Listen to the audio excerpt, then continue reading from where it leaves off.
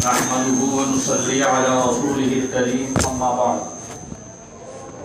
اس سے پہلے عرض کیا گیا تھا کہ میت والوں کا دعوت کرنا، لوگوں کو بلانا کھلانا یہ صحیح نہیں۔ اس میں کئی ساری قباحتیں ہیں، برائیاں ہیں۔ ایک بڑی برائی اس کے اندر یہ بھی ہے کہ جب انتقال ہو جاتا ہے تو میت کے وارثہ، میت والے اگر حیثیت میں نہیں ہوتے، پیسے طاقت والے نہیں ہوتے تو سودی قرض لے کر کے انہیں دعوت کرنی پڑتی، ان کا دیوالیہ نکل جاتا۔ ایسے واقعات بھی پیش آئے، اس لیے اس دعوت پر روک لگنی چاہیے۔ اب آگے اس وقت بہت مختصر وقت ہے، میں آپ کے سامنے عرض کر رہا ہوں، مردے کو ثواب پہنچانا یہ شریعت کی روح سے بالکل جائز ہے، درست ہے، اور ثواب مردے کو پہنچتا ہے۔ ایصال ثواب برحق مرحومین کو آپ دعا کر کے ثواب پہنچائیے، تلاوت کر کے ثواب پہنچائیے، صدقہ خیرات کر کے ثواب پہنچائیے، کنواں کھدوا کر کے، یا آج کے اس نئے دور میں خلق خدا کو نفع پہنچانے والا کوئی کام کر کے آپ نفع پہنچائیے اور اس کا ثواب مردوں کو بخشیے، یہ ثواب پہنچتا ہے۔ حدیث پاک میں آتا ہے اذا مات الانسان انقطع عنه عمله الا من صدقة جاریۃ او علم ينتفع به او ولد صالح يدعو له۔ جب انسان مر جاتا ہے، دنیا سے چلا جاتا ہے، تو اس کے عمل کا سلسلہ ختم ہو جاتا ہے، منقطع ہو جاتا ہے، اب وہ عمل نہیں کر پائے گا، کیونکہ یہ دنیا دارالعمل ہے۔ آنکھ بند ہو گئی، انسان چلا گیا تو عمل کا سلسلہ بھی ختم۔ لیکن کچھ صورتیں ایسی ہیں کہ انسان کے مرنے کے بعد بھی اس کا نفع انسان کو پہنچتا رہتا ہے۔ ایک صورت ہے صدقہ جاریہ کی، الا من صدقۃ جاریہ۔ صدقہ جاریہ کا مطلب یہ ہے کہ ایسا کام کر دیا جائے کہ اس کے مرنے کے بعد بھی وہ کام چلتا رہے، لوگ اس سے فائدہ اٹھاتے رہیں، خلق خدا کو نفع ہوتا رہے، تو اس کا فائدہ میت کو بھی ملے گا۔ کسی نے مسجد تعمیر کرا دی، جب تک یہ مسجد رہے گی، نماز پڑھی جاتی رہے گی، لوگ یہاں اللہ کو یاد کرتے رہیں گے، مسجد کی بقا جب تک رہے گی، اس وقت تک میت کو اس کا نفع ملتا رہے گا۔ مدرسے کی تعمیر کرا دی، مدرسے کو فائدہ پہنچا دیا، جب تک اس سے لوگ نفع اٹھاتے رہیں گے، امت کو، ملت کو فائدہ پہنچتا رہے گا، اس کا ثواب اس کی تعمیر کرنے والے کو ملتا رہے گا۔ چاہے دنیا سے چلا گیا ہو، اس کا انتقال ہو گیا، وہ مر گیا، اب وہ عمل نہیں کر سکتا، لیکن ایسا کارنامہ انجام دے کر کے گیا ہے کہ اس کے مرنے کے بعد بھی وہ اپنا نفع دوسروں کو پہنچا رہا ہے۔ اسی طریقے سے آج کے اس دور میں ٹیوب ویل لگا دیا، بورنگ کرا دی، اس سے خلق خدا نفع اٹھا رہی ہے، لوگوں کو فائدہ پہنچ رہا ہے، اس کا نفع عام و تام ہے، تو اس سے بھی لوگوں کو فائدہ جو ہو رہا ہے، اس کا نفع، اس کا بینیفٹ اس مردے کو ملے گا جس نے اس میں حصہ لیا۔ وہ تو چلا گیا لیکن کام پیچھے چھوڑ کے گیا ہے، تو یہ ہے صدقہ جاریہ۔ ایک صحابی ہیں حضرت سعد بن عبادہ رضی اللہ تعالیٰ عنہ، نبی اکرم صلی اللہ علیہ وسلم کی خدمت بابرکت میں حاضر ہوئے اور پوچھا یا رسول اللہ صلی اللہ علیہ وسلم، میری والدہ کا انتقال ہو گیا ہے، تو کون سا صدقہ کرنا افضل ہے؟ نبی سے سوال ہو رہا ہے، کون سا صدقہ کرنا افضل ہے؟ تو نبی اکرم صلی اللہ علیہ وسلم نے ارشاد فرمایا پانی۔ اس وقت پانی کی بڑی ضرورت تھی، اور ہر زمانے میں اس کی ضرورت ہے، کہیں بہت زیادہ اس کی ضرورت کا احساس ہوتا ہے، اور جہاں وافر مقدار میں موجود ہے وہاں اس کی قدر لوگ نہیں جانتے۔ تو بہرحال نبی کریم علیہ السلام نے ارشاد فرمایا پانی۔ تو صحابی رسول نے کنواں کھدوایا اور فرمایا یہ سعد کی ماں کے لیے صدقہ ہے۔ پتہ چلا کہ اس کا نفع میت کو پہنچتا ہے، اس کا نفع میت کو ملتا ہے، ثواب بخشا جا سکتا ہے، اور مرنے کے بعد بھی اس کو ثواب پہنچا کر کے اس کو فائدہ پہنچایا جا سکتا ہے۔ نبی اکرم صلی اللہ علیہ وسلم نے اس حدیث میں فرمایا صدقہ جاریہ یہ ایسا عمل ہے کہ مرنے کے بعد بھی میت کو اس کا نفع ملتا رہے گا۔ ایک واقعہ مجھے یاد آیا، فضائل صدقات میں قطب الاقدام حضرت شیخ الحدیث مولانا زکریا رحمۃ اللہ علیہ نے ایک واقعہ لکھا ہے۔ ایک شخص نے خواب دیکھا کہ قبرستان میں ہوں میں، اور قبرستان کی تمام قبریں باریک پھٹی اور جتنے مردے دفن تھے سب باہر نکل آئے، اور باہر نکل کر کے وہ کوئی چیز ہے جلدی جلدی چن رہے ہیں، اپنے دامن میں سمیٹ رہے ہیں۔ میں نے دیکھا ایک شخص ایسا بھی ہے جو اپنی قبر سے نکل کر تکیہ لگا کر قبر کے پاس آرام سے بیٹھا ہوا ہے۔ میں اس کے قریب گیا اور جا کر کے سلام کیا اور اسے پوچھا یہ لوگ جو چن رہے ہیں یہ کیا چیز ہے جو چن رہے ہیں؟ تو اس نے کہا جو لوگ صدقہ خیرات کرتے ہیں، تلاوت کرتے ہیں، درود پاک پڑھتے ہیں اور یہ سب پڑھ کر اس قبرستان والوں کو بخشتے ہیں، تو یہ قبرستان والے وہ برکتیں سمیٹتے ہیں۔ یہ جو کچھ چن رہے ہیں یہ وہ برکتیں ہیں جو اپنے دامن میں بھر رہے ہیں۔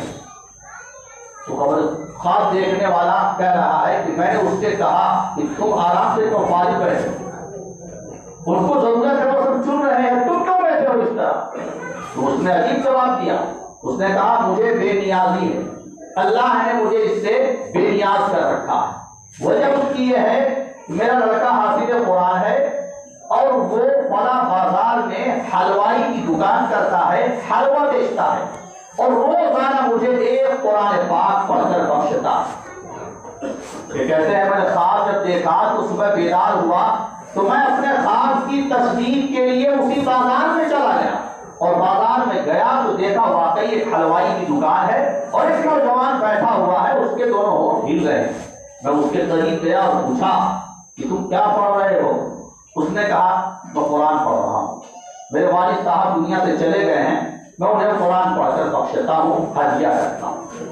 تو خواب دیکھا، اور خواب دیکھنے کے بعد جب بازار گئے تو تصدیق بھی ہو گئی اور یہ بھی پتا چل گیا کہ واقعی یہ قرآن پڑھ رہا ہے، اور جو ہدیے کی شکل میں قرآن اپنے والد کو پیش کر رہا ہے یہ اس کو پہنچتا ہے، اور یہ وہ چیز ہے کہ اس کی وجہ سے یہ بے نیاز ہے، اور دوسرے مردے تو انتظار میں ہیں کہ کوئی بخشے تو ہم اس کو اپنے دامن میں سمیٹیں، اور یہ روزانہ قرآن پاک پڑھنے کا معمول بنا رکھا ہے اور بخشتا ہے تو والد کو اس کا نفع پہنچتا ہے۔ بہرحال جو ثواب پہنچایا جائے وہ پہنچتا ہے، یہ ہے صدقہ جاریہ۔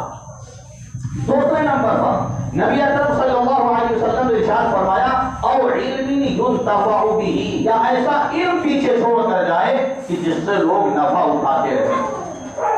حضرت حکیم الامت مولانا اشرف علی تھانوی رحمۃ اللہ علیہ نے جو کتابوں کا ایک بڑا ذخیرہ چھوڑا ہے، آج ساری دنیا اس سے نفع اٹھا رہی ہے، ان کتابوں سے پورا عالم فیضیاب ہو رہا ہے۔ اب اس کا نفع حضرت حکیم الامت تھانوی رحمۃ اللہ علیہ کو ملے گا، بھلے ہی وہ دنیا میں نہیں رہے، لیکن جو کام کر کے گئے ہیں اس کام سے آج پوری دنیا فائدہ اٹھا رہی ہے، اس کا نفع ان کو ملتا رہے گا۔ اسی طرح کوئی کتابیں خرید کر کے، مذہبی دینی کتابیں خرید کر کے تفسیر کرے، ایسی جگہ پہنچائیں جس سے لوگ فائدہ اٹھائیں اور وہ دوسروں کو نفع پہنچائیں، تو اس کا نفع بھی اس کو ملتا رہے گا۔ حضرت شیخ الحدیث رحمۃ اللہ علیہ نے جو کچھ کتابیں لکھی ہیں ان کتابوں سے بھی آج مشرق و مغرب کے لوگ فائدہ اٹھا رہے ہیں۔ آج وہ نہیں ہے، لیکن انہوں نے جو علم چھوڑا ہے، علم کا ذخیرہ چھوڑا ہے، اس سے نفع لوگ اٹھا رہے ہیں، اس کا فائدہ ان کو قبر میں بھی ملتا رہے گا۔ تو نبی نے فرمایا دوسری چیز یہ ہے علم چھوڑ کر کے جائیں تو اس کا نفع دوسروں کو ملے گا۔ تیسری چیز نبی نے ارشاد فرمائی او ولد صالح یدعو له، یا اولاد ایسی چھوڑ کے جائے جو اولاد اس کے لیے دعائیں کرتی ہے۔ اولاد اگر آپ نے اس کی تربیت کی، اس کی نگرانی کی، اس کو پڑھایا، اس کو بنایا، اس کو سنبھالا، اور وہ آپ کے مرنے کے بعد بھی دعائیں خیر کر رہی ہے، تو اب اس کا نفع بھی آپ کو ملتا رہے گا۔ یہ ہے ولد صالح۔ اب جو لوگ اولاد کی طرف سے بہت بے فکر ہوتے ہیں، بہت غافل ہوتے ہیں اور صرف دنیا پڑھا دیتے ہیں، یا تو بالکل جاہل رکھتے ہیں، نہ دنیا پڑھایا نہ دین پڑھایا، اور یا پھر دین سے بالکل کنارے لگا دیا اور دنیا میں پورا گھسا دیا، یہاں تک کہ پہنچ کر کے اتنے بڑے اعلیٰ مقام پر پہنچ گئے، امریکہ پہنچ گئے۔ امریکہ چلے گا، کسی نے بتایا یہ صاحب ایسے ہی تھے، پڑھایا اپنے بیٹے کو، اتنا پڑھایا کہ امریکہ چلے گئے، وہاں جاب کرنے لگے۔ جب والد کا انتقال ہوا تو وہاں سے یہاں آئے اور والد صاحب کے کفن کو ہٹایا، زیارت کی اور اس کے بعد رکھ دیا۔ پھر جب نماز جنازہ تیار ہوئی تو اس موقع پر ایک کنارے کھڑے سوٹ بوٹ میں، لوگوں نے کہا نماز جنازہ تو پڑھ لیجیے، کہا کہ مجھے آتی نہیں، نماز جنازہ مجھے آتی نہیں۔ اب سوچئے باپ نے اتنی محنت کی، اب مرنے کے بعد باپ کو اتنا بھی نفع نہیں پہنچا سکتے کہ دعائیں نہیں کرتے، نماز جنازہ پڑھ کر کے اس کو بخش دیں۔